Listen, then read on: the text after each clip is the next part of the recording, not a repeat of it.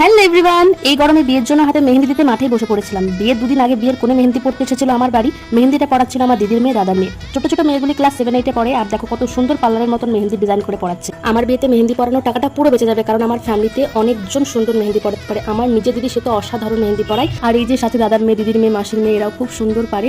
তো এই দেখো 4 হাত ভরে ভরে বিয়ের কোণেকে মেহেন্দি লাগিয়ে দিল।